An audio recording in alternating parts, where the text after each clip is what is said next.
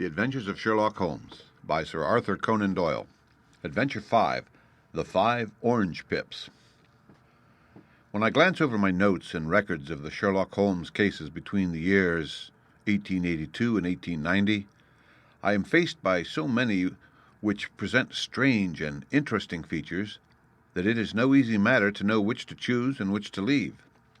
Some, however, have already gained publicity through the papers, and others have not offered a field for those peculiar qualities which my friend possessed in so high a degree, and which it is the object of these papers to illustrate.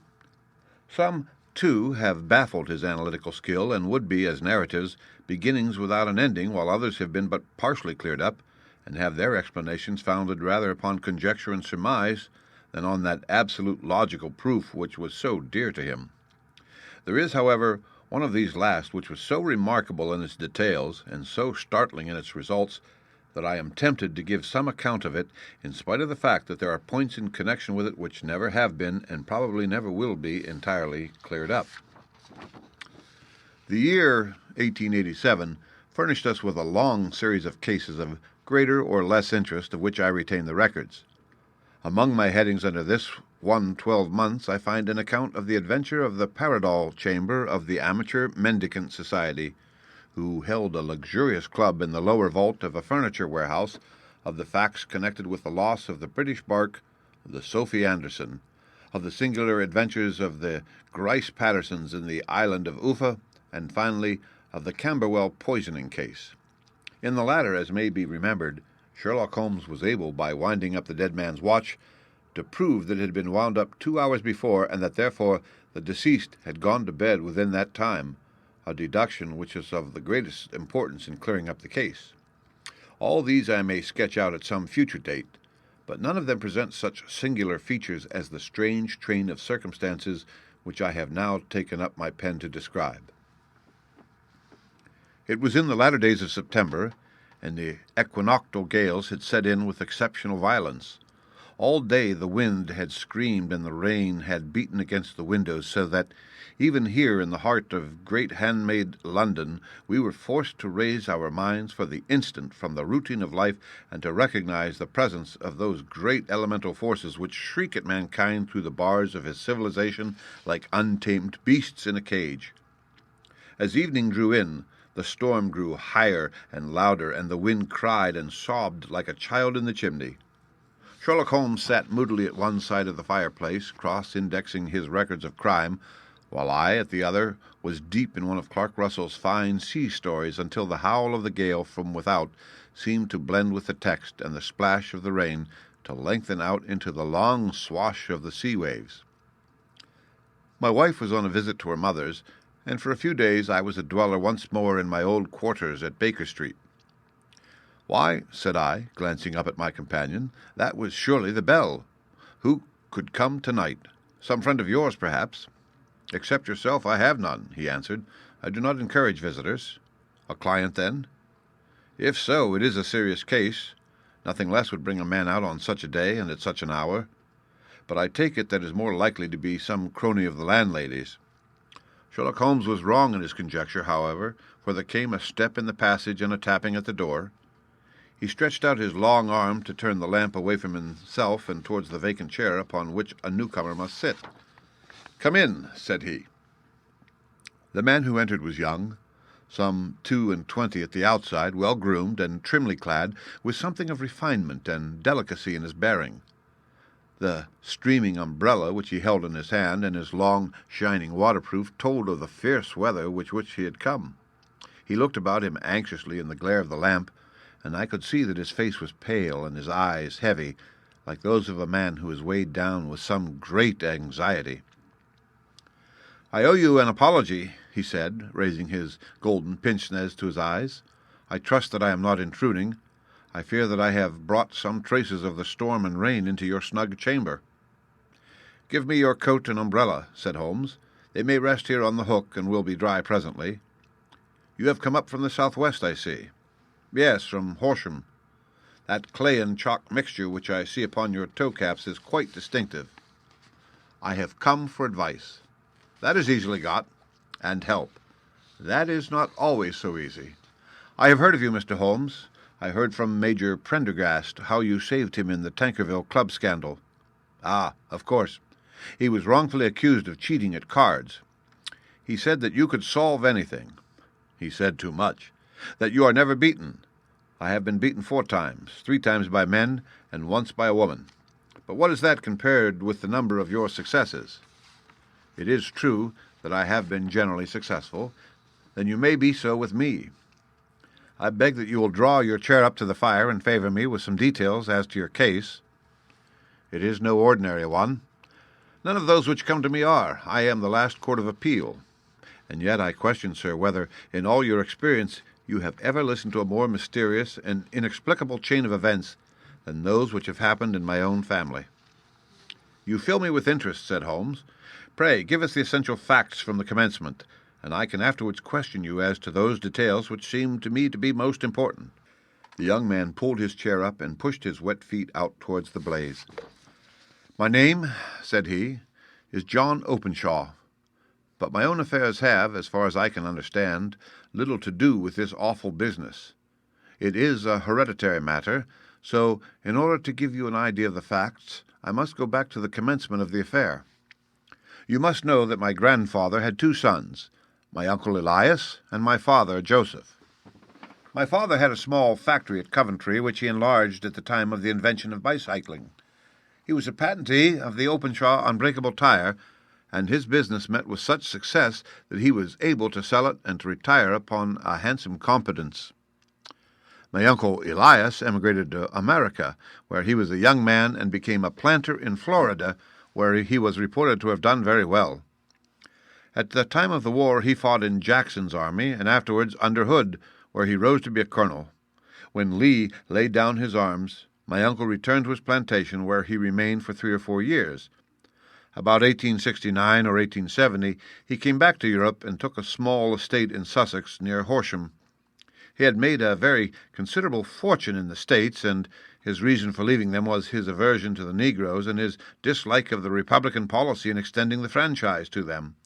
He was a singular man, fierce and quick-tempered, very foul-mouthed when he was angry, and of a most retiring disposition.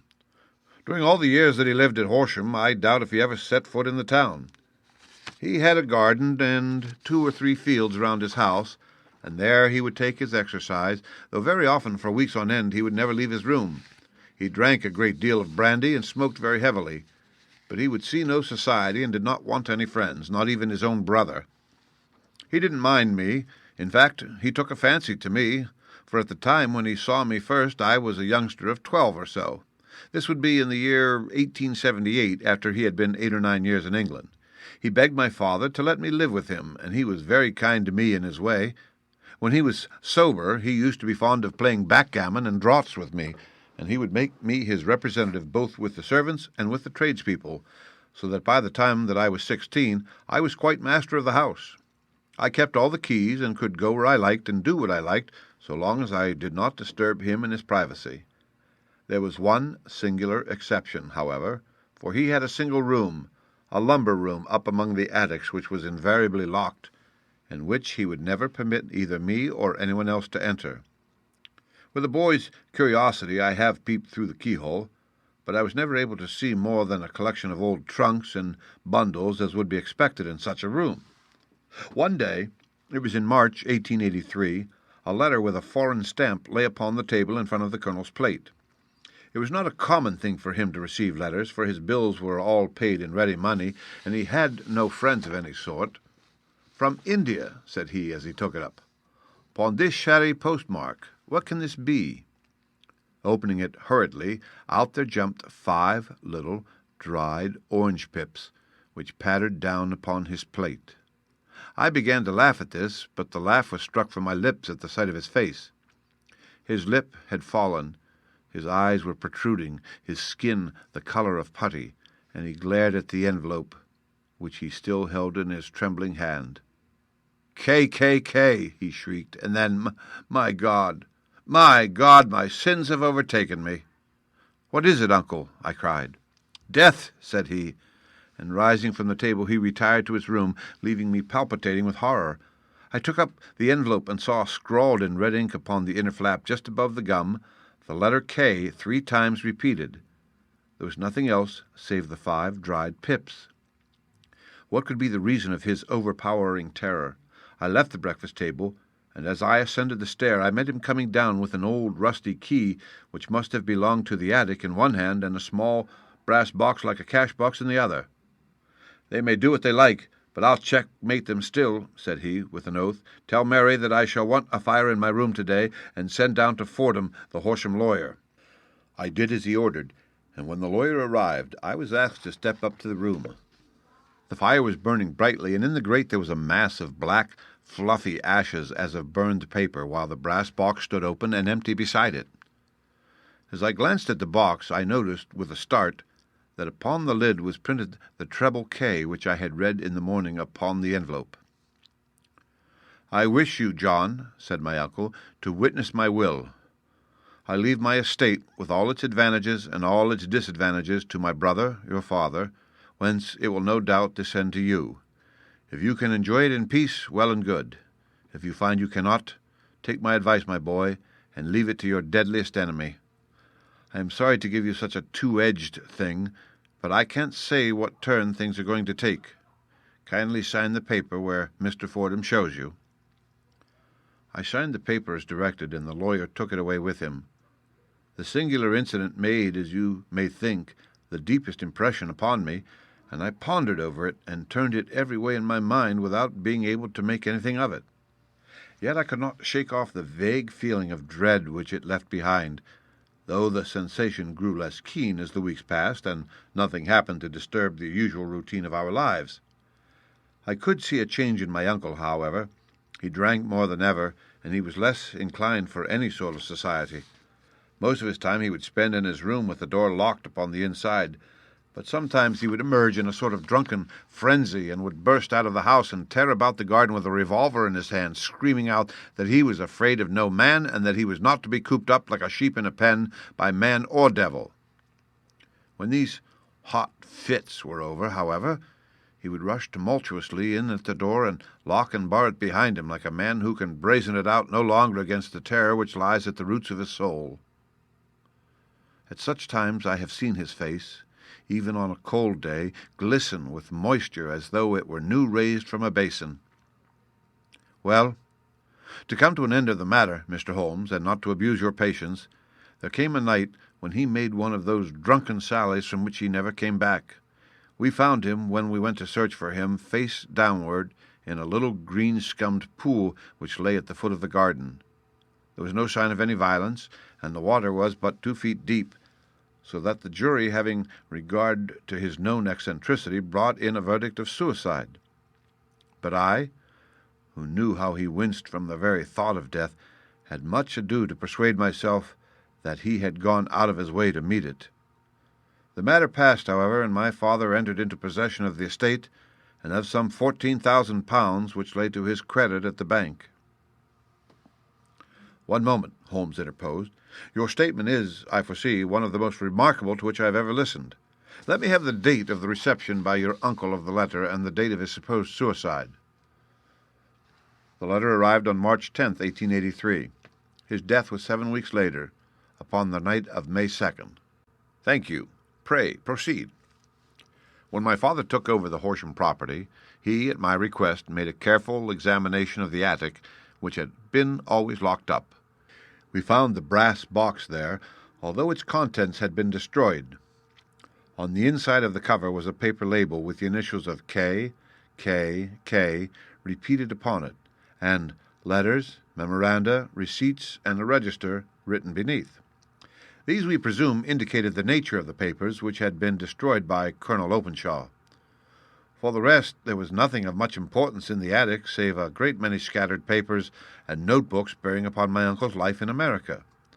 Some of them were of the war-time, and showed that he had done his duty well and had borne the repute of a brave soldier. Others were of a date during the reconstruction of the Southern States, and were mostly concerned with politics, for he had evidently taken a strong part in opposing the carpet-bag politicians who had been sent down from the North. Well, it was the beginning of 1884 when my father came to live at Horsham, and all went as well as possible with us until January of '85. On the 4th day after the New Year, I heard my father give a sharp cry of surprise as we sat together at the breakfast table. There he was, sitting with a newly opened envelope in one hand and 5 dried orange pips in the outstretched palm of the other hand. He had always laughed at what he called my cock and bull story about the colonel, but he looked very scared and puzzled now that the same thing had come upon himself. "Why, what on earth does this mean, John?" he stammered. My heart had turned to lead. "It is K, K, K," said I. He looked inside the envelope. "So it is," he cried. "Here are the very letters. But what is this written above them?" "Put the papers on the sundial," I read, peeping over his shoulders. "What papers? What sundial?" he asked. "The sundial in the garden. There is no other," said I. "But the papers must be those that are destroyed." "Pooh," said he, gripping hard at his courage. "We are in a civilized land here, and we can't have tomfoolery of this kind. Where does the thing come from?" "From Dundee," I answered, glancing at the postmark. "Some preposterous practical joke," said he. "What have I to do with sundials and papers? I shall take no notice of such nonsense." "I should certainly speak to the police," I said. And be laughed at for my pains? Nothing of the sort." "Then let me do so?" "No, I forbid you. I won't have a fuss made about such nonsense." It was in vain to argue with him, for he was a very obstinate man. I went about, however, with a heart which was full of forebodings. On the 3rd day after the coming of the letter, my father went from home to visit an old friend of his, Major Freebody, who is in command of one of the forts upon Portsdown Hill. I was glad that he should go, for it seemed to me that he was farther from danger when he was away from home. In that, however, I was in error. Upon the 2nd day of his absence, I received a telegram from the Major imploring me to come at once. My father had fallen over one of the deep chalk pits which abound in the neighborhood, and was lying senseless with a shattered skull.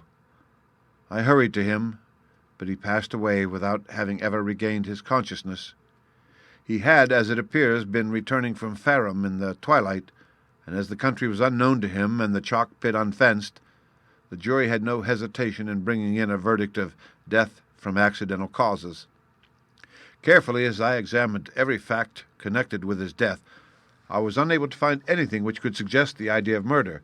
There were no signs of violence, no footmarks, no robbery, no record of strangers having been seen upon the roads. And yet, I need not tell you that my mind was far from at ease, and that I was well nigh certain that some foul plot had been woven around him. In this sinister way I came into my inheritance. You'll ask me why I did not dispose of it. I answer, because I was well convinced that our troubles were in some way dependent upon an incident in my uncle's life, and that the danger would be as pressing in one house as in another. It was in January 1885 that my poor father met his end, and 2 years and 8 months have elapsed since then.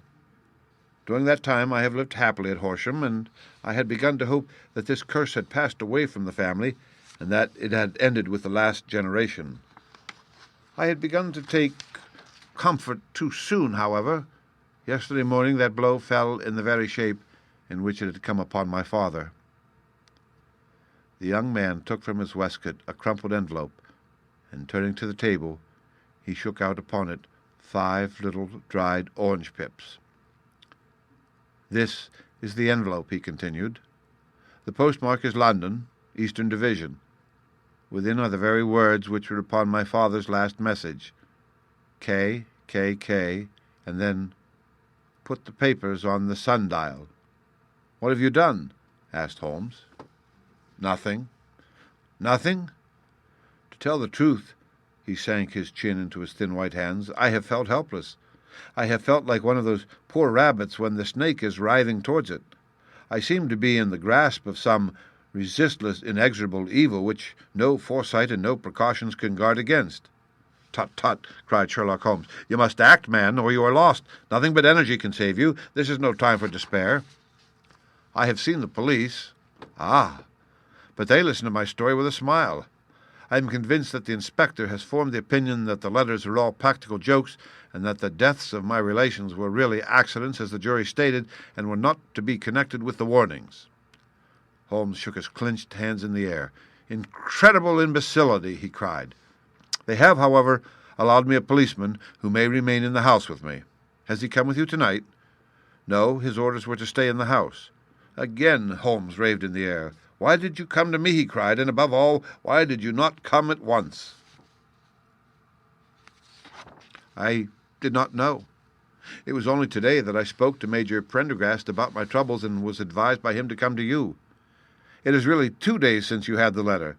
We should have acted before this. You have no further evidence, I suppose, than that which you have placed before us, no suggestive detail which might help us?" "There is one thing," said John Openshaw.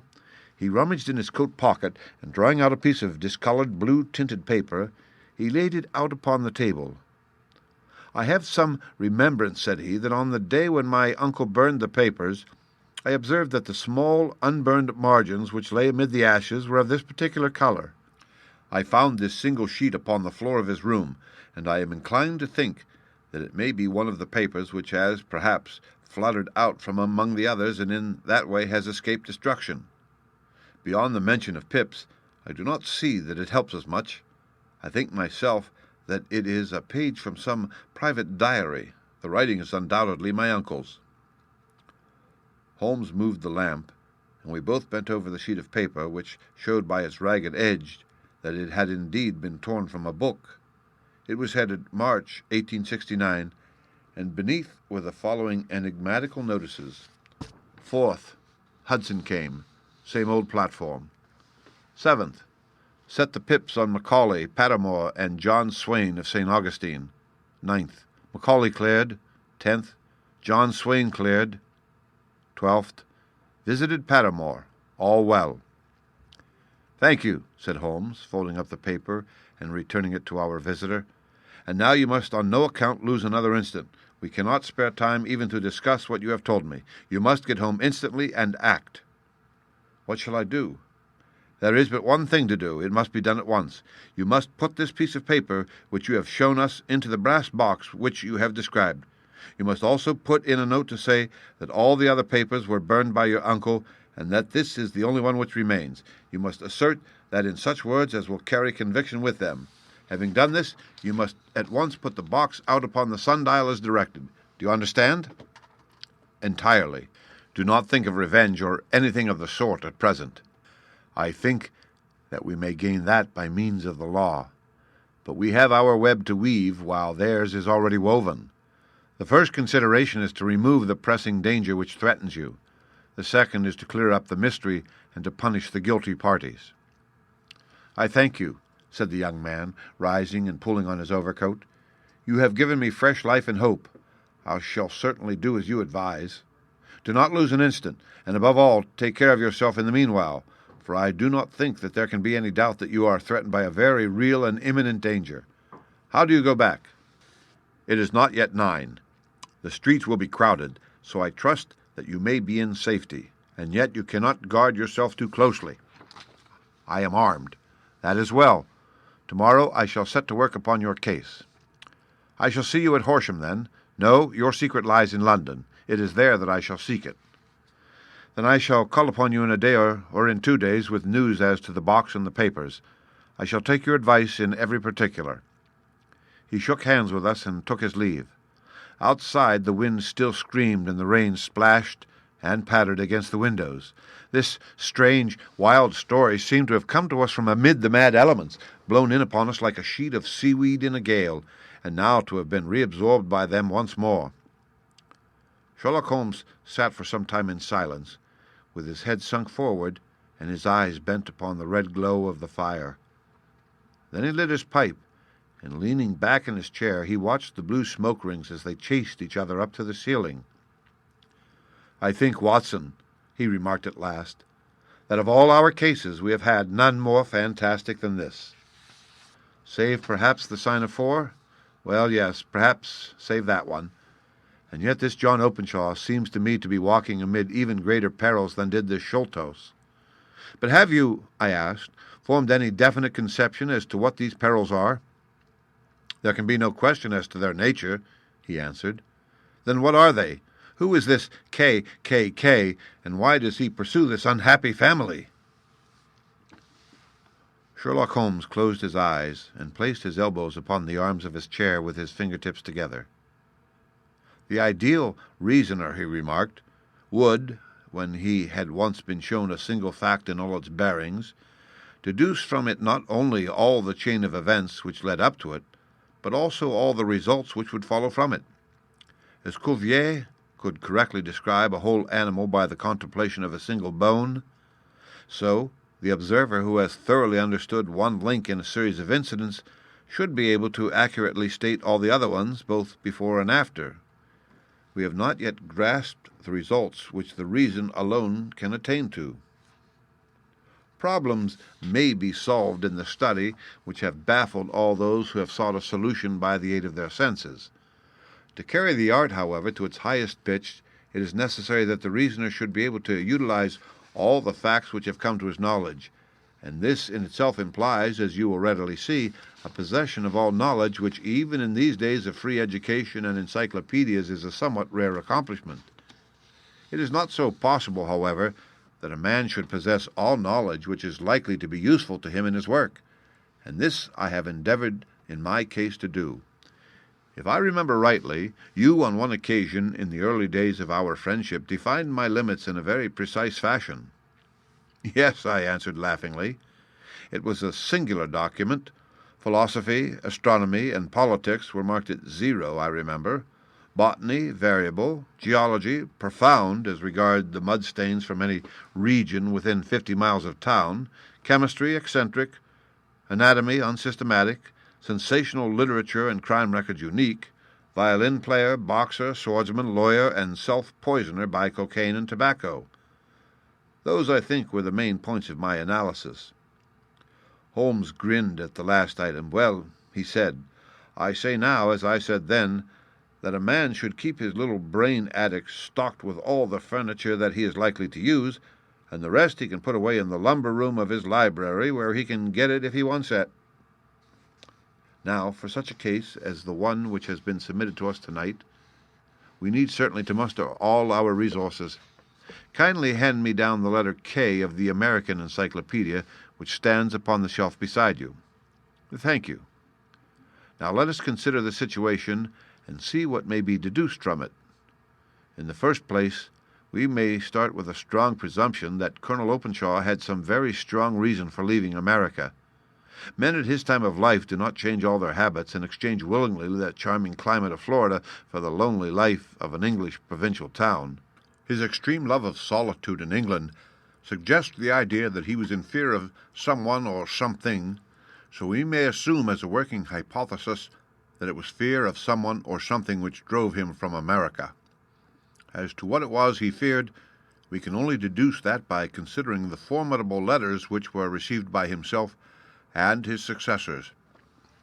Did you remark the postmarks of those letters?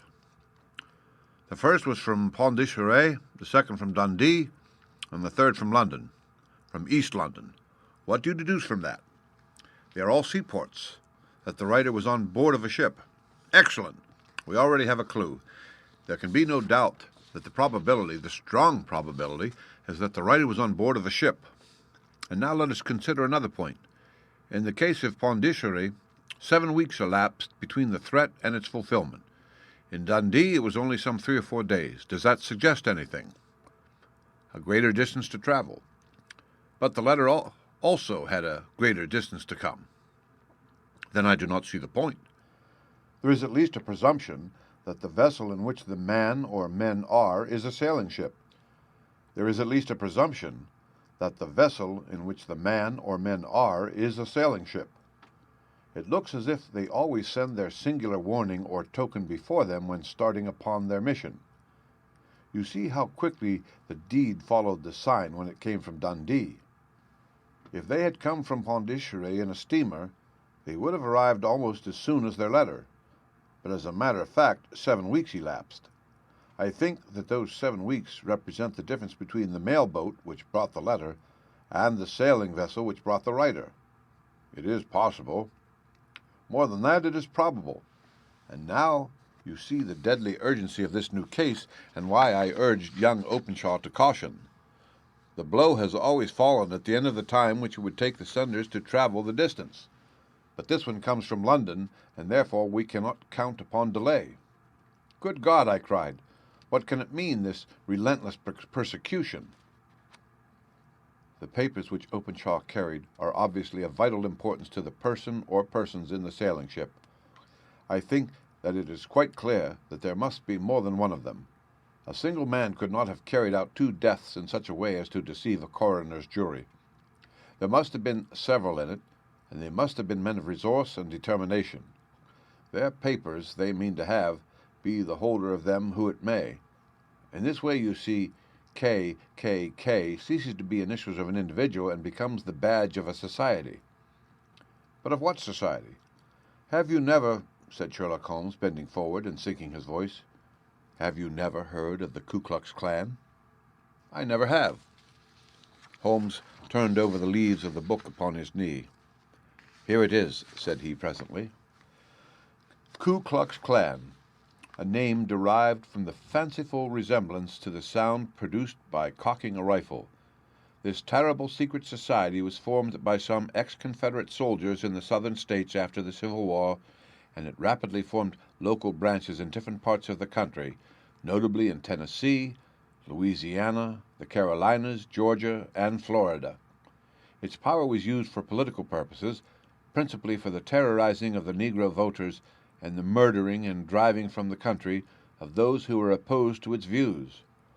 Its outrages were usually preceded by a warning sent to the marked man in some fantastic but generally recognized shape: a sprig of oak leaves in some parts, melon seeds or orange pips in others. On receiving this, the victim might either openly abjure his former ways, or might fly from the country. If he braved the matter out, death will unfailingly come upon him, and usually in some strange and unforeseen manner. So perfect was the organization of the society, and so systematic its methods, that there is hardly a case upon record where any man succeeded in braving it with impunity, or in which any of its outrages were traced home to the perpetrators. For some years the organization flourished in spite of the efforts of the United States government and of the better classes of the community in the South. Eventually, in the year 1869, the movement rather suddenly collapsed, although there have been sporadic outbreaks of the same sort since that date. "You'll observe," said Holmes, laying down the volume, "that the sudden breaking up of the society was coincident with the disappearance of Openshaw from America with their papers. It may well have been cause and effect. It is no wonder that he and his family have some of the more implacable spirits upon their track. You can understand that this register and diary may implicate some of the first men in the South, and that there may be many who will not sleep easy at night until it is recovered." "Then the page we have seen—" "Is such as we might expect. It ran, if I remember right, sent the pips to A, B, and C, that is, sent the society's warning to them. Then there are successive entries that A and B cleared or left the country, and finally that C was visited with, I fear, a sinister result for C. Well, I think, Doctor, that we may have let some light into this dark place, and I believe that the only chance young Openshaw has in the matter is to do what I have told him. There is nothing more to be said or to be done tonight, so hand me over my violin, and let us try to forget for half an hour the miserable weather and the still more miserable ways of our fellow men." It had cleared in the morning, and the sun was shining with a subdued brightness through the dim veil which hangs over the great city. Sherlock Holmes was already at breakfast when I came down. "You will excuse me for not waiting for you," said he. "I have, I foresee, a very busy day before me in looking into this case of young Openshaw's." "What steps will you take?" I asked. "It will very much depend upon the results of my first inquiries. I may have to go down to Horsham after all." "You will not go there first?" "No, I shall commence with the city. Just ring the bell, and the maid will bring up your coffee." As I waited, I lifted the unopened newspaper from the table and glanced my eye over it. It rested upon a heading which sent a chill to my heart. "Holmes," I cried, "you are too late." "Ah," said he, laying down his cup, "I feared as much. How is it done?" He spoke calmly, but I could see that he was deeply moved. My eye caught the name of Openshaw in the heading, "Tragedy near Waterloo Bridge." Here is the account. "Between 9 and 10 last night, Police Constable Cook of the H Division, on duty near Waterloo Bridge, heard a cry for help and a splash in the water. The night, however, was extremely dark and stormy, so that in spite of the help of several passers-by, it was quite impossible to effect a rescue. The alarm, however, was given, and, by the aid of the water police, the body was eventually recovered. It proved to be that of a young gentleman whose name, as it appears from an envelope which was found in his pocket, was John Openshaw, and whose residence is near Horsham. It is conjectured that he may have been hurrying down to catch the last train from Waterloo Station, and that in his haste and the extreme darkness he missed his path and walked over the edge of one of the small landing places for river steamboats. The body exhibited no traces of violence, and there can be no doubt that the deceased had been the victim of an unfortunate accident which should have the effect of calling the attention of the authorities to the condition of the riverside landing stages. We sat in silence for some minutes, Holmes more depressed and shaken than I had ever seen him. "That hurts my pride, Watson," he said at last. "It is a petty feeling, no doubt, but it hurts my pride. It becomes a personal matter with me now, and if God sends me health, I shall set my hand upon this gang. That he should come to me for help, and that I should send him away to his death." He sprang from his chair and paced about the room in uncontrollable agitation, with a flush upon his sallow cheeks and a nervous clasping and unclasping of his long, thin hands. "They must be cunning devils," he exclaimed at last. "How could they have decoyed him down there? The embankment is not on the direct line to the station. The bridge, no doubt, was too crowded even on such a night for their purpose. Well, Watson, we shall see who will win in the long run. I am going out now." "To the police?" "No. I shall be my own police. When I have spun the web they may take the flies, but not before." All day I was engaged in my professional work, and it was late in the evening before I returned to Baker Street. Sherlock Holmes had not come back yet. It was nearly 10 o'clock before he entered, looking pale and worn. He walked up to the sideboard, and tearing a piece from the loaf, he devoured it voraciously, washing it down with a long draught of water. "You're hungry," I remarked. "Starving." It escaped my memory. I had had nothing since breakfast. "Nothing?" "Not a bite. I had no time to think of it." "And how have you succeeded?" "Well. You have a clue?" "I have them in the hollow of my hand. Young Openshaw shall not long remain unavenged. Why, Watson, let us put their own devilish trademark upon them. It is well thought of." "What do you mean?" He took an orange from the cupboard, and tearing it to pieces, he squeezed out the pips upon the table. Of these he took 5 and thrust them into an envelope. On the inside of the flap he wrote S.H. for J.O. Then he sealed it and addressed it to Captain James Calhoun, bark Lone Star, Savannah, Georgia. "That will await him when he enters port," said he, chuckling. "It may give him a sleepless night. He will find it as sure a precursor of his fate as Openshaw did before him." "And who is this Captain Calhoun?" "The leader of the gang. I shall have the others, but he first." "How did you trace it, then?" He took a large sheet of paper from his pocket, all covered with dates and names. "I have spent the whole day," said he, "over Lloyd's registers and files of the old papers, following the future career of every vessel which touched at Pondicherry in January and February in '83. There were 36 ships of fair tonnage which were reported there during those months. Of these, one, the Lone Star, instantly attracted my attention, since, although it was reported as having cleared from London, the name is that which is given to one of the states of the Union. Texas, I think. I was not, and am not sure which, but I knew that the ship must have an American origin. What then? I searched the Dundee records, and when I found that the bark Lone Star was there in January '85, my suspicion became a certainty. I then inquired as to the vessels which lay at present in the port of London."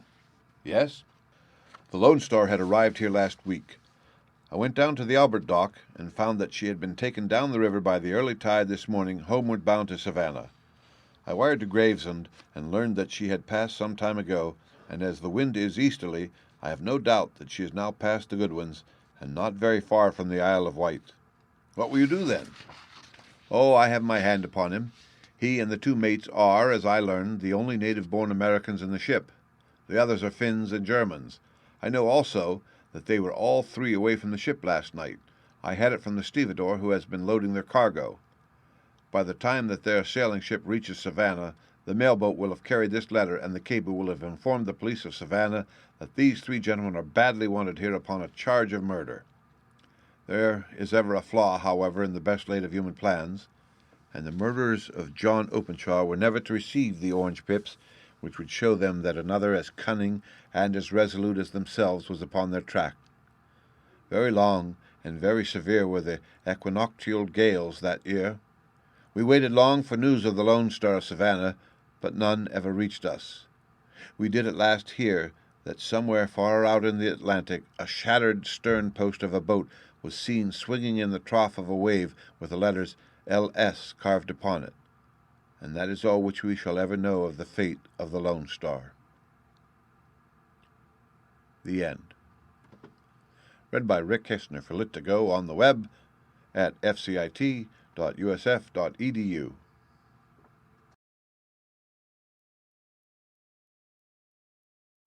The Adventures of Sherlock Holmes by Sir Arthur Conan Doyle.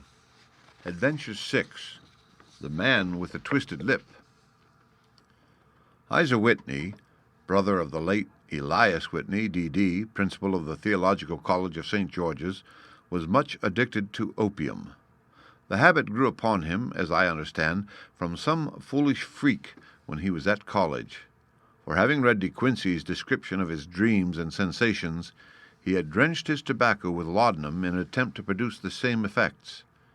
He found, as so many more have done, that the practice is easier to attain than to get rid of, and for many years he continued to be a slave to the drug, an object of mingled horror and pity to his friends and relatives. I can see him now, with yellow, pasty face, drooping lids, and pinpoint pupils, all huddled in a chair, the wreck and ruin of a noble man. One night, it was in June '89, there came a ring to my bell about the hour when a man gives his first yawn and glances at the clock. I sat up in my chair, and my wife laid her needlework down in her lap and made a little face of disappointment. "A patient," said she. "You'll have to go out." I groaned, for I was newly come back from a weary day. We heard the door open, a few hurried words, and then quick steps upon the linoleum. Our own door flew open, and a lady clad in some dark-colored stuff with a black veil entered the room. "You will excuse my calling so late," she began, and then, suddenly losing her self-control, she ran forward, threw her arms about my wife's neck, and sobbed upon her shoulder. "Oh, I'm in such trouble," she cried. "I do so want a little help." "Why," said my wife, pulling up her veil, "it is Kate Whitney." "How you startled me, Kate! I had not an idea who you were when you came in." "I didn't know what to do, so I came straight to you." That was always the way. Folk who were in grief came to my wife like birds to a lighthouse. "It was very sweet of you to come. Now, you must have some wine and water and sit here comfortably and tell us all about it. Or should you rather that I send James off to bed?" "Oh, no. I want the doctor's advice and help, too. It's about Isa. He has not been home for 2 days. I'm so frightened about him." It was not the first time that she had spoken to us of her husband's trouble.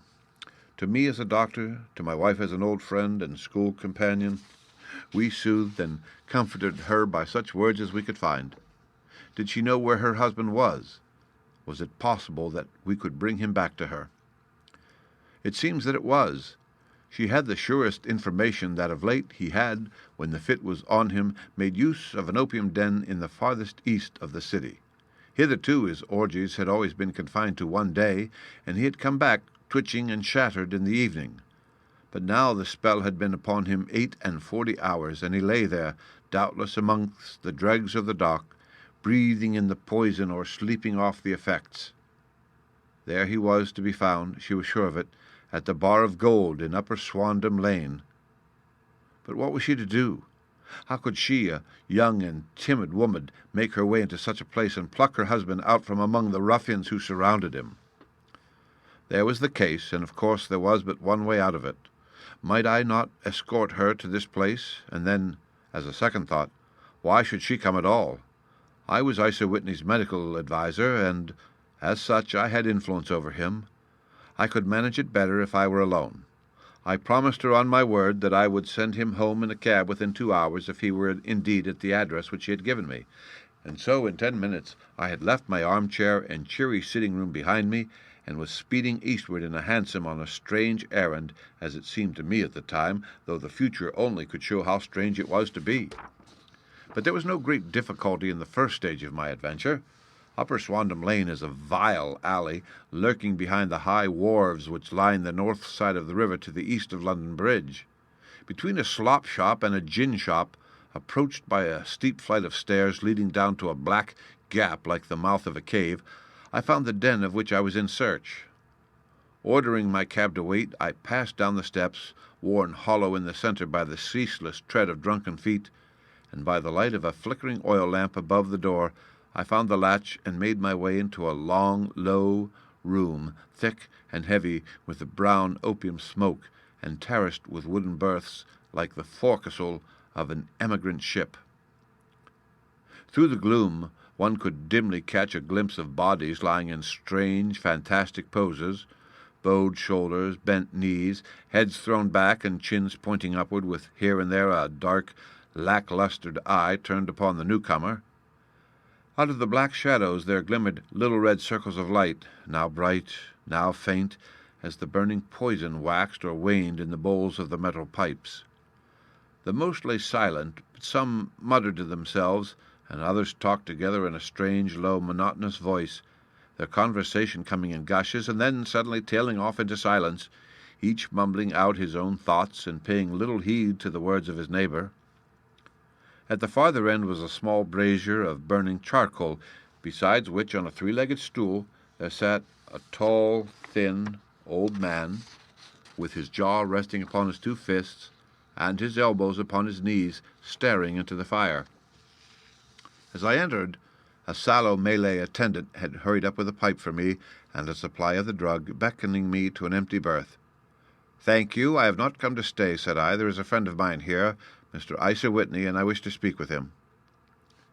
There was a movement and an exclamation from my right, and peering through the gloom I saw Whitney, pale, haggard, and unkempt, staring out at me. "My God, it's Watson," said he. He was in a pitiable state of reaction, with every nerve in a twitter. "I say, Watson, what o'clock is it?" "Nearly 11. "Of what day?" "Of Friday, June the 19th. "Good heavens! I thought it was Wednesday." "It is Wednesday. What do you want to frighten a chap for?" He sank his face into his arms and began to sob in a high, treble key. "I tell you that it is Friday, man. Your wife has been waiting this 2 days for you. You should be ashamed of yourself." "So I am. But you've got mixed, Watson, for I have only been here a few hours, 3 pipes, 4 pipes, I forget how many. But I'll go home with you. I wouldn't frighten Kate, poor little Kate. Give me your hand. Have your cab?" "Yes, I have one waiting." "Then I shall go in it. But I must owe something. Find what I owe, Watson. I am all off colour. I can do nothing for myself." I walked down the narrow passage between the double row of sleepers, holding my breath to keep out the vile, stupefying fumes of the drug, and looking about for the manager. As I passed the tall man who sat by the brazier, I felt a sudden pluck at my skirt, and a low voice whispered, "Walk past me, and then look back at me." The words fell quite distinctly upon my ear. I glanced down. They could only have come from the very old man at my side, and yet he sat now as absorbed as ever, very thin, very wrinkled, bent with age, an opium pipe dangling down from between his knees as though it had dropped in sheer lassitude from his fingers. I took 2 steps forward and looked back. It took all my self-control to prevent me from breaking out into a cry of astonishment. He had turned his back so that none could see him but I. His form had filled out, his wrinkles were gone, the dull eyes had regained their fire, and there, sitting by the fire and grinning at my surprise, was none other than Sherlock Holmes. He made a slight motion to me to approach him, and instantly, as he turned his half-face round to the company, once more subsided into a doddering, loose-lipped senility. "Holmes," I whispered, "what on earth are you doing in this den?" "As low as you can," he answered. "I have excellent ears. If you would have the great kindness to get rid of that saltish friend of yours, I should be exceedingly glad to have a little talk with you." "I have a cab outside." "Then pray send him home in it. You may safely trust him, for he appears to be too limp to get into any mischief. I should recommend you also send a note by the cabman to your wife to say that you have thrown in your lot with me. If you will wait outside, I shall be with you in 5 minutes." It was difficult to refuse any of Sherlock Holmes' requests, for they were always so exceedingly definite and put forward with such a quiet air of mastery. I felt, however, that when Whitney was once confined in the cab, my mission was practically accomplished, and as for the rest, I could not wish anything better than to be associated with my friend in one of those singular adventures which were the normal condition of his existence. In a few minutes I had written my note, paid Whitney's bill, led him out to the cab, and seen him driven through the darkness. In a very short time a decrepit figure had emerged from the opium den, and I was walking down the street with Sherlock Holmes. For 2 streets he shuffled along with a bent back and an uncertain foot. Then, glancing quickly round, he straightened himself out and burst into a hearty fit of laughter. "I suppose, Watson," said he, "that you imagine that I have added opium smoking to cocaine injections and all the other little weaknesses on which you have favored me with your medical views?" "I was certainly surprised to find you there, but not more so than I to find you. I came to find a friend, and I to find an enemy." "An enemy?" "Yes, one of my natural enemies, or shall I say my natural prey. Briefly, Watson, I am in the midst of a very remarkable inquiry, and I have hoped to find a clue in the incoherent ramblings of these sots, as I have done before now. Had I been recognized in that den, my life would not have been worth an hour's purchase, for I have used it before now for my own purposes, and the rascally Lascar who runs it has sworn to have vengeance upon me. There is a trapdoor at the back of that building, near the corner of Paul's Wharf, which could tell some strange tales of what has passed through it upon the moonless nights." "What? You do not mean bodies?" "Aye, bodies, Watson. We should be rich men if we had £1,000 for every poor devil who has been done to death in that den. It is the vilest murder trap on the whole riverside, and I fear that Neville St. Clair has entered it never to leave it more. But our trap should be here." He put his 2 forefingers between his teeth and whistled shrilly, a signal which was answered by a similar whistle from the distance, followed shortly by the rattle of wheels and the clink of horses' hoofs. "Now, Watson," said Holmes, as a tall dog-cart dashed up through the gloom, throwing out 2 golden tunnels of yellow light from its side lanterns, "you'll come with me, won't you?" "If I can be of use." "Oh, a trusty comrade is always of use, and a chronicler still more so. My room at the Cedars is a double-bedded one." "The Cedars?" "Yes, that is Mr. St. Clair's house. I am staying there while I conduct the inquiry." "Where is it, then?" "Near Lee, in Kent. We have a 7-mile drive before us." "But I'm all in the dark." "Of course you are. You'll know all about it presently. Jump up here. All right, John, we shall not need you. Here's half a crown. Look out for me tomorrow about 11. Give her head. So long, then." He flicked the horse with his whip, and we dashed away through the endless succession of sombre and deserted streets which widened gradually until we were flying across a broad balustraded bridge with the murky river flowing sluggishly beneath us. Beyond lay another dull wilderness of bricks and mortar, its silence broken only by the heavy regular footfall of the policeman, or the songs and shouts of some belated party of revellers. A dull wrack was drifting slowly across the sky, and a star or 2 twinkled dimly here and there through the rifts of the clouds. Holmes drove in silence, with his head sunk upon his breast, and the air of a man who is lost in thought, while I sat beside him, curious to learn what this new quest might be which seemed to tax his powers so sorely, and yet afraid to break in upon the current of his thoughts. We had driven several miles, and were beginning to get to the fringe of the belt of suburban villas, when he shook himself, shrugged his shoulders, and lit up his pipe with the air of a man who has satisfied himself that he is acting for the best. "You have a grand gift of silence, Watson," said he. "It makes you quite invaluable as a companion. Upon my word, it is a great thing for me to have someone to talk to, for my own thoughts are not over-pleasant. I was wondering what I should say to this dear little woman tonight when she meets me at the door." "You forget that I know nothing about it." "I shall just have time to tell you the facts of the case before we get to Lee. It seems absurdly simple, and yet somehow I can get nothing to go upon. There's plenty of thread, no doubt, but I can't get the end of it into my hand. Now, I'll state the case clearly and concisely to you, Watson, and maybe you can see a spark where all is dark to me." "Proceed, then." Some years ago, to be definite in May 1884, there came to Lee a gentleman, Neville St. Clair by name, who appeared to have plenty of money. He took a large villa, laid out the grounds very nicely, and lived generally in good style. By degrees he made friends in the neighborhood, and in 1887 he married the daughter of a local brewer, by whom he now has 2 children.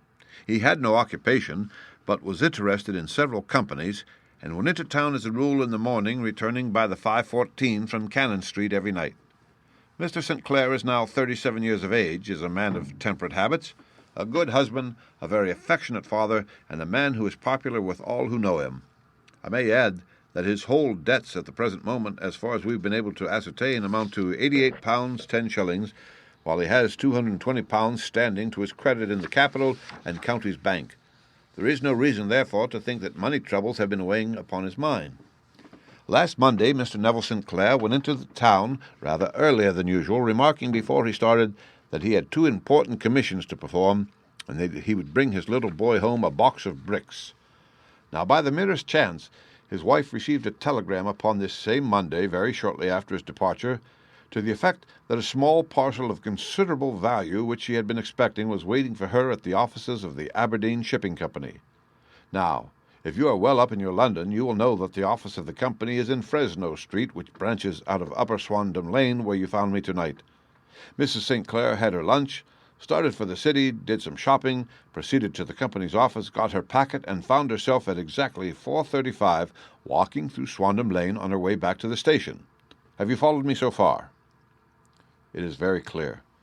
If you remember, Monday was an exceedingly hot day, and Mrs. St. Clair walked slowly, glancing about in the hope of seeing a cab, and as she did not like the neighborhood in which she found herself, while she was walking in this way down Swandam Lane, she suddenly heard an ejaculation, a cry, and was struck cold to see her husband looking down at her, and as it seemed to her, beckoning to her from a second-floor window. The window was open, and she distinctly saw his face, which she described as being terribly agitated. He waved his hands frantically to her, and then vanished from the window so suddenly that it seemed to her that he had been plucked back by some irresistible force from behind. One singular point which struck her quick feminine eye was that although he wore some dark coat, such as he had started to town in, he had on neither collar nor necktie.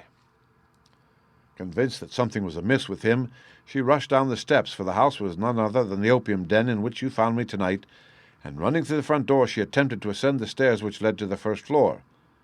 At the foot of the stairs, however, she met this Lascar scoundrel of whom I have spoken, who thrust her back, and, aided by a Dane who acts as assistant there, pushed her out into the street.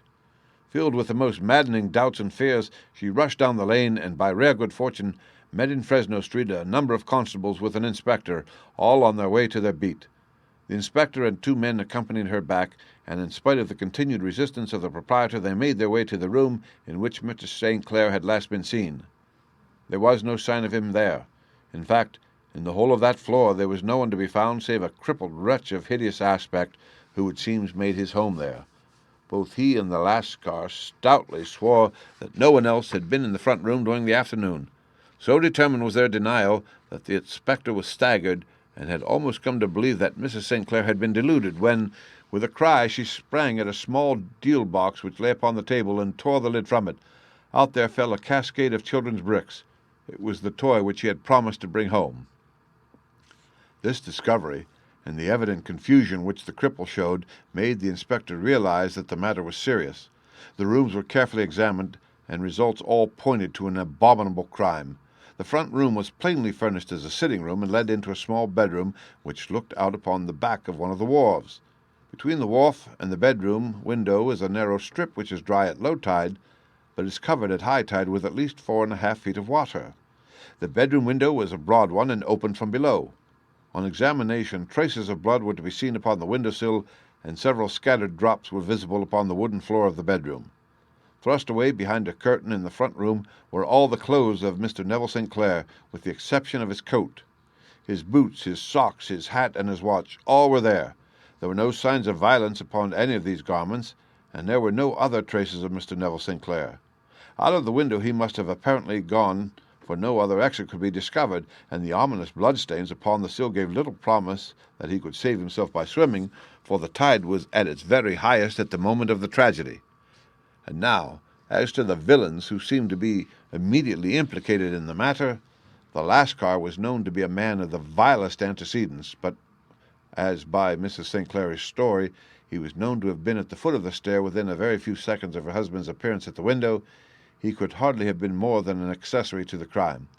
His defense was one of absolute ignorance, and he protested that he had no knowledge as to the doings of Hugh Boone, his lodger, and that he could not account in any way for the presence of the missing gentleman's clothes. So much for the Lascar manager. Now for the sinister cripple who lives upon the second floor of the opium den, and who was certainly the last human being whose eyes rested upon Neville St. Clair. His name is Hugh Boone, and his hideous face is one which is familiar to every man who goes much to the city. He is a professional beggar, though, in order to avoid the police regulations, he pretends to be a small trader in wax vestas. Some little distance down Threadneedle Street, upon the left side, there is, as you may have remarked, a small angle in the wall. Here it is that this creature takes his daily seat, cross-legged, with his tiny stock of matches on his lap, and as he is a piteous spectacle, a small rain of charity descends into the greasy leather cap which lies upon the pavement beside him. I have watched the fellow more than once before ever I thought of making his professional acquaintance, and I have been surprised at the harvest which he has reaped in a short time. His appearance, you see, is so remarkable that no one can pass by him without observing him. A shock of orange hair, a pale face disfigured by a horrible scar which by its contraction has turned up the outer edge of his upper lip, a bulldog chin, and a pair of very penetrating dark eyes which present a singular contrast to the color of his hair, all mark him out from amid the common crowd of mendicants, and so too does his wit, for he is ever ready with a reply to any piece of chaff which may be thrown at him by the passers-by. This is the man whom we now learn to have been the lodger at the opium den, and to have been the last man to see the gentleman of whom we are in quest. But a cripple, said I. What could he have done single-handed against a man in the prime of life? He is a cripple in the sense that he walks with a limp, but in other respects he appears to be a powerful and well-nurtured man. Surely your medical experience would tell you, Watson, that weakness in one limb is often compensated for by exceptional strength in the others. Pray, continue your narrative. Mrs. St. Clair had fainted at the sight of the blood upon the window, and she was escorted home in a cab by the police, as her presence could be of no help to them in their investigations. Inspector Barton, who had charge of the case, made a very careful examination of the premises, but without finding anything which threw any light upon the matter. One mistake had been made in not arresting Boone instantly, as he was allowed some few minutes during which he might have communicated with his friend the Lascar, but this fault was soon remedied, and he was seized and searched without anything being found which could incriminate him. There were, it is true, some blood stains upon his right shirt-sleeve, but he pointed to his ring finger, which had been cut near the nail, and explained that the bleeding came from there, adding that he had been to the window not long before, and that the stains which had been observed there came doubtless from the same source. He denied strenuously having ever seen Mr. Neville St. Clair, and swore that the presence of the clothes in the room was as much a mystery to him as to the police. As to Mrs. St. Clair's assertion that she had actually seen her husband at the window, he declared that she must have either been mad or dreaming. He was removed, loudly protesting, to the police station, while the inspector remained upon the premises in the hope that the ebbing tide might afford some fresh clue. And it did, though they hardly found upon the mud bank what they had feared to find. It was Neville St. Clair's coat, and not Neville St. Clair, which lay uncovered as the tide receded.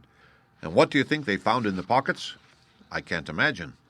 No, I don't think you would guess. Every pocket stuffed with pennies and halfpennies, 421 pennies and 270 halfpennies. It was no wonder that it had not been swept away by the tide. But a human body is a different matter. There is a fierce eddy between the wharf and the house. It seemed likely enough that the weighted coat had remained when the stripped body had been sucked away into the river. But I understand that all the other clothes were found in the room. Would the body be dressed in a coat alone? No, sir, but the facts might be met speciously enough. Suppose that this man Boone had thrust Neville St. Clair through a window, there is no human eye which could have seen the deed. What would he do then? It would of course instantly strike him that he must get rid of the telltale garments. He would seize the coat then, and be in the act of throwing it out when it would occur to him that it would swim and not sink. He has little time, for he has heard the scuffle downstairs when the wife tried to force her way up, and perhaps he has already heard from his Lascar confederate that the police are hurrying up the street. There is not an instant to be lost. He rushes to some secret hoard where he has accumulated the fruits of his beggary, and he stuffs all the coins upon which he can lay his hands into the pockets to make sure of the coach sinking. He throws it out, and would have done the same with the other garments had not he heard the rush of steps below, and only just had time to close the window when the police appeared. It certainly sounds feasible. Well, we will take it as a working hypothesis for want of a better. Boone, as I have told you, was arrested and taken to the station, but it could not be shown that there had ever been before anything against him. He had for years been known as a professional beggar, but his life appeared to have been a very quiet and innocent one. There the matter stands at present, and the questions which have to be solved, what Neville St. Clair was doing in the opium den, what happened to him when there, where he is now, and what Hugh Boone had to do with his disappearance, are all as far from a solution as ever. I confess that I cannot recall any case within my experience which looked at the first glance so simple, and yet which presented such difficulties. While Sherlock Holmes had been detailing this singular series of events, we had been whirling through the outskirts of the great town until the last straggling horses had been left behind, and we rattled along with a country hedge upon either side of us. Just as he finished, however, we drove through 2 scattered villages where a few lights still glimmered in the windows. "We are on the outskirts of Lee," said my companion. "We have touched on 3 English counties in our short drive, starting in Middlesex, passing over an angle of Surrey, and ending in Kent. See that light among the trees? That is the Cedars, and beside that lamp sits a woman whose anxious ears have already, I have little doubt, caught the clink of our horses' feet." "But why are you not conducting the case from Baker Street?" I asked. "Because there are many inquiries which must be made out here. Mrs. St. Clair has most kindly put 2 rooms at my disposal, and you may rest assured that she will have nothing but a welcome from my friend and colleague. I hate to meet her, Watson, when I have no news of her husband. Here we are. Whoa there, whoa!" We had pulled up in front of a large villa which stood within its own grounds. A stable boy had run out to the horse's head, and springing down, I followed Holmes up the small winding gravel drive which led to the house. As we approached, the door flew open, and a little blonde woman stood in the opening, clad in some sort of light mousseline de soie, with a touch of fluffy pink chiffon at her neck and wrists. She stood with her figure outlined against the flood of light, one hand upon the door, one half raised in her eagerness, her body slightly bent, her head and face protruded, with eager eyes and parted lips, a standing question. "Well," she cried, "well," and then, seeing that there were 2 of us, she gave a cry of hope, which sank into a groan as she saw that my companion shook his head and shrugged his shoulders. "No good news?" "None." "No bad?" "No." "Thank God for that.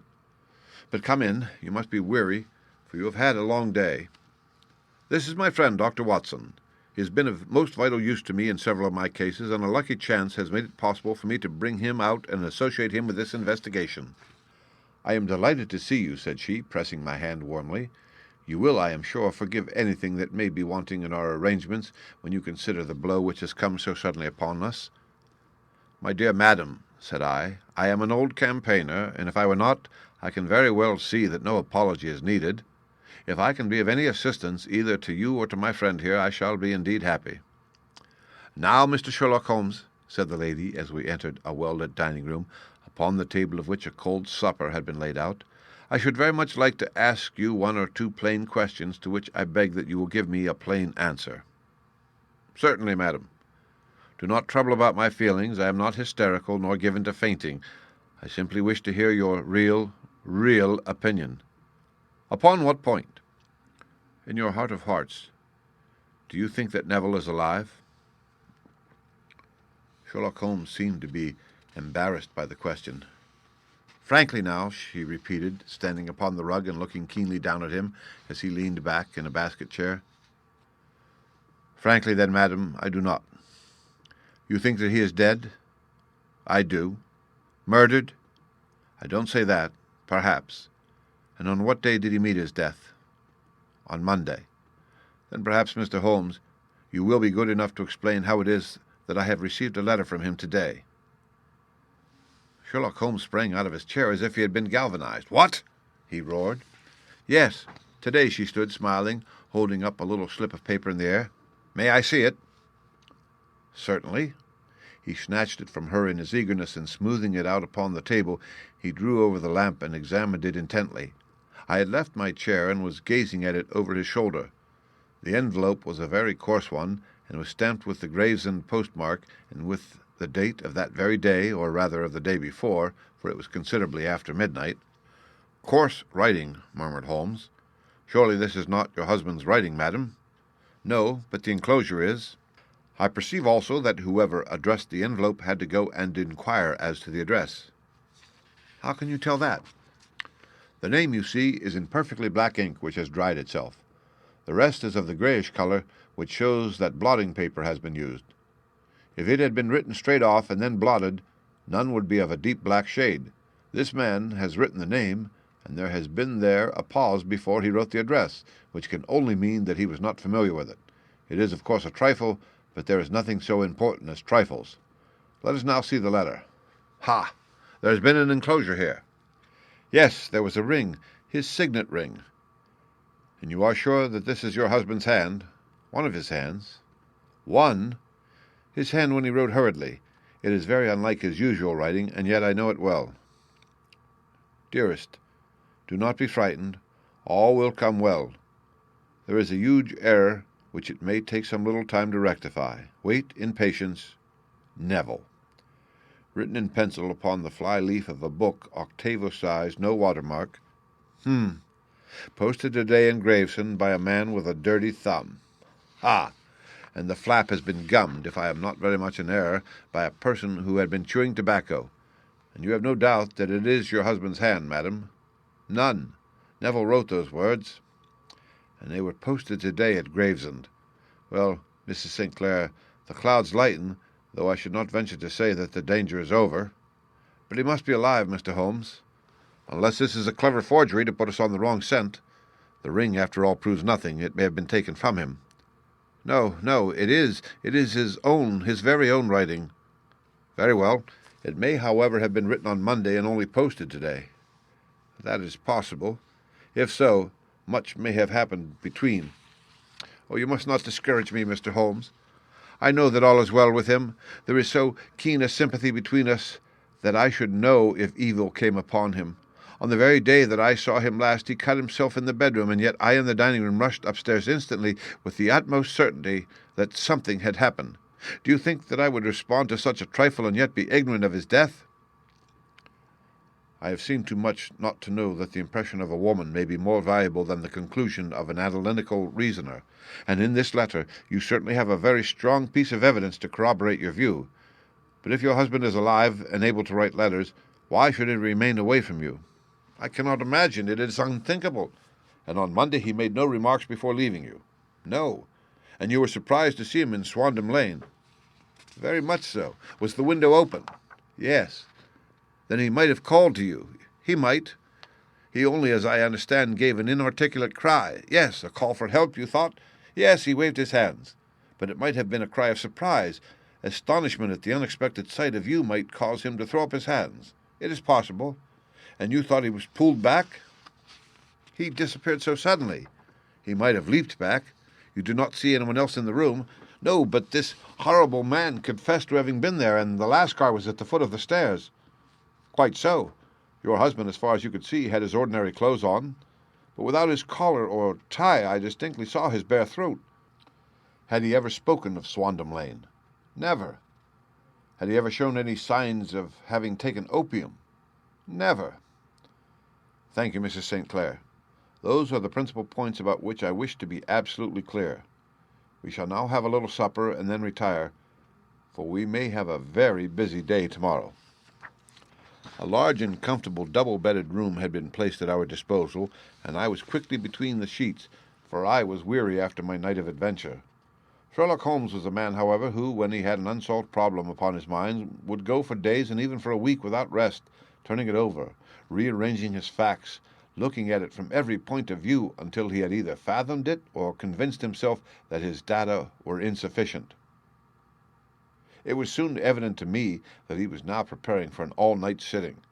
He took off his coat and waistcoat and put on a large blue dressing-gown, and then wandered about the room collecting pillows from his bed and cushions from the sofa and armchairs. With these he constructed a sort of Eastern divan, upon which he perched himself cross-legged, with an ounce of shag tobacco and a box of matches laid out in front of him. In the dim light of the lamp I saw him sitting there, an old briar pipe between his lips, his eyes fixed vacantly upon the corner of the ceiling, the blue smoke curling up from him, silent, motionless, with the light shining upon his strong-set, aquiline features. So he sat as I dropped off to sleep, and so he sat when a sudden ejaculation caused me to wake up, and I found the summer sun shining into the apartment. The pipe was still between his lips, the smoke still curled upward, and the room was full of a dense tobacco haze, but nothing remained of the heap of shag which I had seen upon the previous night. "Awake, Watson?" he asked. "Yes." "Game for a morning drive?" "Certainly." "Then dress. No one is stirring yet, but I know where the stable boy sleeps, and we shall soon have the trap out." He chuckled to himself as he spoke. His eyes twinkled, and he seemed a different man to the somber thinker of the previous night. As I dressed, I glanced at my watch. It was no wonder that no one was stirring. It was 25 minutes past 4. I had hardly finished when Holmes returned with the news that the boy was putting in the horse. "I wanted to test a little theory of mine," said he, pulling on his boots. "I think, Watson, that you are now standing in the presence of one of the most absolute fools in Europe. I deserve to be kicked from here to Charing Cross, but I think I have the key of the affair now." "And where is it?" I asked, smiling. "In the bathroom," he answered. "Oh, yes, I'm not joking," he continued, seeing my look of incredulity. "I have just been there, and I have taken it out, and I have got it in this Gladstone bag. Come on, my boy, and we shall see whether it will not fit the lock." We made our way downstairs as quietly as possible, and out into the bright morning sunshine. In the road stood our horse and trap, with the half-clad stable-boy waiting at the head. We both sprang in, and away we dashed down the London road. A few country carts were stirring, bearing in vegetables to the metropolis, but the lines of villas on either side were as silent and lifeless as some city in a dream. "It has been in some points a singular case," said Holmes, flicking the horse on into a gallop. "I confess that I have been as blind as a mole, but it is better to learn wisdom late than never to learn it at all." In town, the earliest risers were just beginning to look sleepily from their windows as we drove through the streets of the Surrey side. Passing down the Waterloo Bridge Road, we crossed over the river, and dashing up Wellington Street, wheeled sharply to the right and found ourselves in Bow Street. Sherlock Holmes was well known to the force, and the two constables at the door saluted him. One of them held the horse's head, while the other led us in. "Who is on duty?" asked Holmes. "Inspector Bradstreet, sir." "Ah, Bradstreet, how are you?" A tall, stout official had come down the stone-flagged passage in a peaked cap and frogged jacket. "I wish to have a quiet word with you, Bradstreet." "Certainly, Mr. Holmes. Step into my room here." It was a small, office-like room with a huge ledger upon the table and a telephone projecting from the wall. The inspector sat down at his desk. "What can I do for you, Mr. Holmes?" "I called about that beggarman, Boone, the one who was charged with being concerned in the disappearance of Mr. Neville St. Clair of Lee." "Yes. He was brought up and remanded for further inquiries." "So I heard. You have him here?" "In the cells." "Is he quiet?" "Oh, he gives no trouble, but he is a dirty scoundrel." "Dirty?" "Yes, it is all we can do to make him wash his hands, and his face is as black as a tinker's. Well, when once his case has been settled, he will have a regular prison bath, and I think if you saw him, you would agree with me that he needed it." "I should like to see him very much." "Would you? That is easily done. Come this way. You can leave your bag." "No, I think that I'll take it." "Very good. Come this way, if you please." He led us down a passage, opened a barred door, passed down a winding stair, and brought us to a whitewashed corridor with a line of doors on each side. "The third on the right is his," said the inspector. "Here it is." He quietly shot back a panel in the upper part of the door and glanced through. "He is asleep," said he. "You can see him very well." We both put our eyes to the grating. The prisoner lay with his face towards us in a very deep sleep, breathing slowly and heavily. He was a middle-sized man, coarsely clad as it became his calling, and with a coloured shirt protruding through the rent in his tattered coat. He was, as the inspector had said, extremely dirty, but the grime which covered his face could not conceal its repulsive ugliness. A broad weal from an old scar ran right across it from eye to chin, and by its contraction had turned up one side of the upper lip, so that 3 teeth were exposed in a perpetual snarl.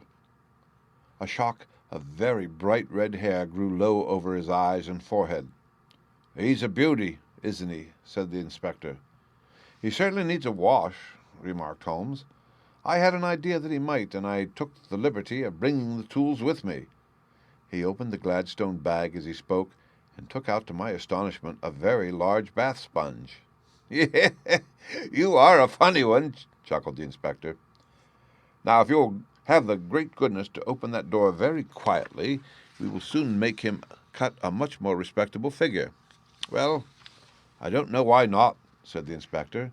"He doesn't look a credit to the Bow Street cells, does he?" He slipped the key into the lock, and we all very quietly entered the cell. The sleeper half turned and then settled down once more into a deep slumber. Holmes stooped to the water jug, moistened his sponge, and then rubbed it twice vigorously across and down the prisoner's face. "Let me introduce you," he shouted, "to Mr. Neville St. Clair of Lee in the county of Kent." Never in my life have I seen such a sight. The man's face peeled off under the sponge like the bark from a tree. Gone was the coarse brown tint. Gone, too, was the horrid scar which had seamed it across, and the twisted lip which had given the repulsive sneer to the face. A twitch brought away the tangled red hair, and there, sitting up in his bed, was a pale, sad-faced, refined-looking man, black-haired and smooth-skinned, rubbing his eyes and staring about him with sleepy bewilderment. Then suddenly, realizing the exposure, he broke into a scream and threw himself down with his face to the pillow. "Great heavens!" cried the inspector. "It is indeed the missing man. I know him from the photograph." The prisoner turned with a reckless air of a man who abandoned himself to his destiny. "Be it so," said he, "and pray what am I charged with?" "With making away with Mr. Neville St. Oh, come, you can't be charged with that, unless they make a case of attempted suicide of it," said the inspector with a grin. "Well, I have been 27 years in the force, but this really takes the cake. If I am Mr. Neville St. Clair, then it is obvious that no crime has been committed, and that therefore I am illegally detained." "No crime, but a very great error has been committed," said Holmes. "You would have done better to have trusted your wife." "It was not the wife, it was the children," groaned the prisoner. "God help me, I would not have them ashamed of their father. My God, what an exposure! What can I do?" Sherlock Holmes sat down beside him on the couch and patted him kindly on the shoulder. "If you leave it to a court of law to clear the matter up," said he, "of course you can hardly avoid publicity. On the other hand, if you convince the police authorities that there is no possible case against you, I do not know that there is any reason that the details should find their way into the papers. Inspector Bradstreet would, I am sure, make notes upon anything which you might tell us and submit it to the proper authorities. The case would then never go into court at all." "God bless you!" cried the prisoner passionately. "I would have endured imprisonment, aye, even execution, rather than have left my miserable secret as a family blot to my children. You are the first who have ever heard my story. My father was a schoolmaster in Chesterfield, where I received an excellent education. I travelled in my youth, took to the stage, and finally became a reporter on an evening paper in London. One day my editor wished to have a series of articles upon begging in the metropolis, and I volunteered to supply them. There was the point from which all my adventures started. It was only by trying begging as an amateur that I could get the facts upon which to base my articles.